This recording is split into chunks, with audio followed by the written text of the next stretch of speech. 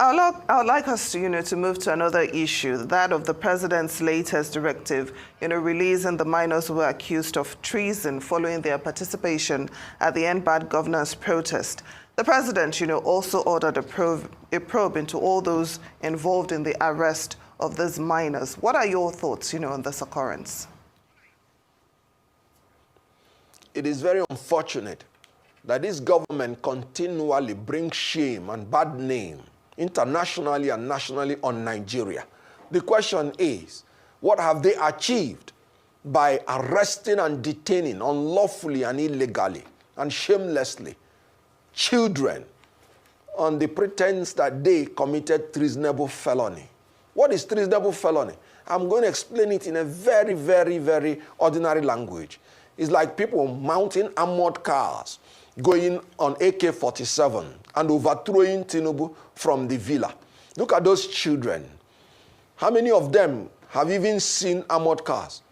How many of them can operate AK-47 to overthrow a government?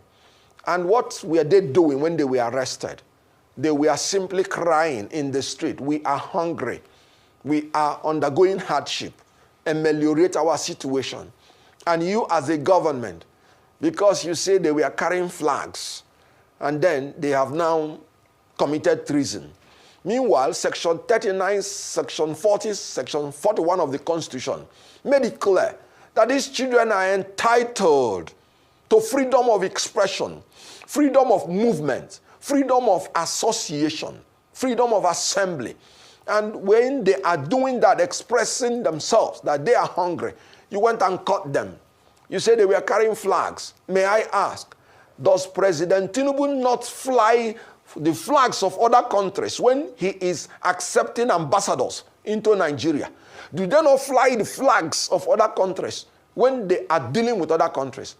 What is the offense about flying foreign flags in Nigeria? When I was in the university, I recall when America bombed Libya, we were flying Libyan flags in Nigeria. Section 36, subsection 12 of the Nigerian Constitution is very clear. You cannot charge anybody of any crime except it is prescribed in a written law. So what is the crime of carrying flag, foreign flag? You said they are crying that they should have a military intervention. Let me make it clear. If I say I prefer military rule to civilian rule, it's not an offense. You must prove that I have attempted to overthrow the government, or I'm conspiring with people to overthrow the government forcefully before you can begin to think about treasonable felony.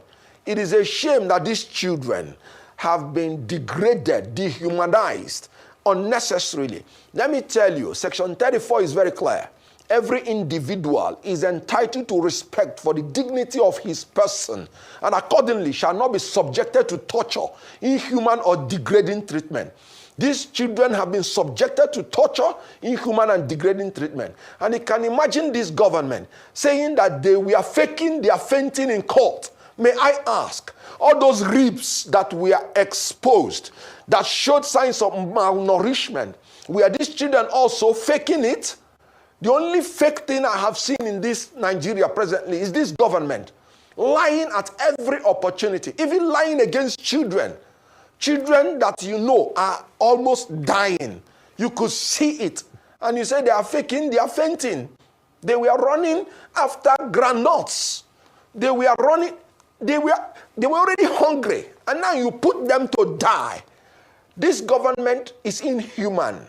I have not seen such an issue before. So it's not about Tinubu releasing them. It is about, were they meant to be arrested in the first place? And you're talking about treasonable felony. Let me now interrupt you there, about whether they were supposed to be arrested in the first place. According to the force PRO, that's Muyiwa Adejobi, it says only those below the age of 7 are not liable under the law. So according to him, the police did not err in arresting and prosecuting those minors. What are your thoughts on this? All right, let me educate him a little bit on the point of law. May I respectfully admit that in Nigeria, it is only when you are below 7 that you are not criminally responsible. But let me remind him that the law is that when you want to bring children to court, you bring them to a juvenile court.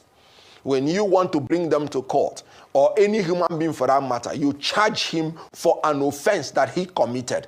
You can only say these children committed, maybe, assuming without considering they even committed any crime.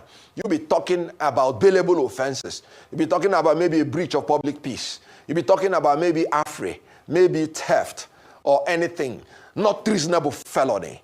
And let me remind him that you do not even lock up children where you lock up adults.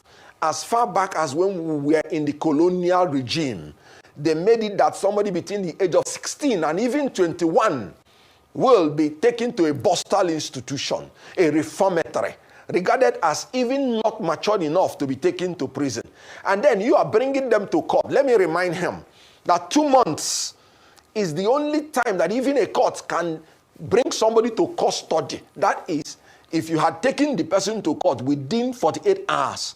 Then after 2 months, if you have not tried him to court, you must release him unconditionally or upon such terms as to let him go, but to come for his trial. These children had been in detention for 3 months. Where did he get that power?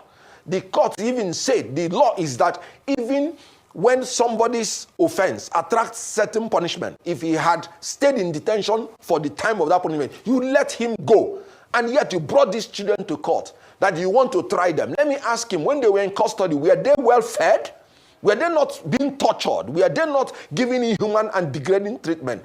Against the Constitution of Nigeria, Section 34, Section 35, Section 36, they breached all these laws. And he is saying that I'm even ashamed that he will come out and begin to defend the indefensible. Those children, the president has to apologize to them and compensate them adequately. It was very wrong. The charges were wrong. The process of detaining them wrong. The process of arraigning them wrong. They were just malnourished, maltreated, and mistreated in that whole process. And the police should be apologizing to them and not inflicting more psychological torture on them after the ordeal they have gone through. It's really very shameful. Well, thank you so much, Mr. Kenneth Okonkwo, lawyer and public affairs analyst.